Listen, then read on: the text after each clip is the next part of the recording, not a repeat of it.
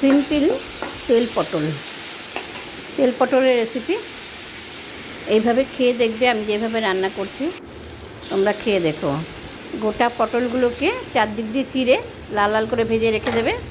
তারপর তেল দিয়ে, তেলের মধ্যে একটু জিরে ফোড়ন দেবে।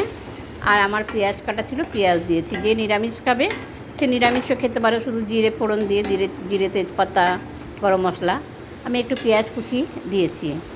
তারপর এর মধ্যে একটু নুন, হলুদ, মিষ্টি, টমাটো, গুঁড়ো লঙ্কা সবই দিয়েছি। দিয়ে কষে জল দিয়েছি।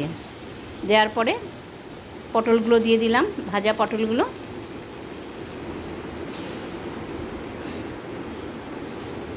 পটলগুলো এবার ফুটতে থাকবে 3-4 মিনিট। পটলগুলো ফুটলে তার মধ্যে ঘি আর গরম মশলা দিয়ে নামাতে হবে। আমার তো ঘরে গরম মশলা, তার সঙ্গে আরও মিক্সড মশলা গুঁড়ো করা আছে, সেটা আমি দিয়েছি। তোমরা চাইলে গরম মশলা আর ঘিটা দিতে পারো।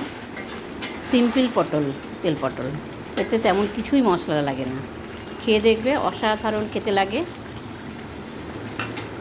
তেল পটল হলে আর কিচ্ছু লাগবে না, এটা দিয়ে ভাত খাওয়া হয়ে যাবে। আমার তো দারুণ লাগে তেল পটল। তোমাদের কেমন লাগে তেল পটলের রেসিপিটা জানিও। আমি যেভাবে বললাম এইভাবে করে খেও, খুব সুন্দর লাগে।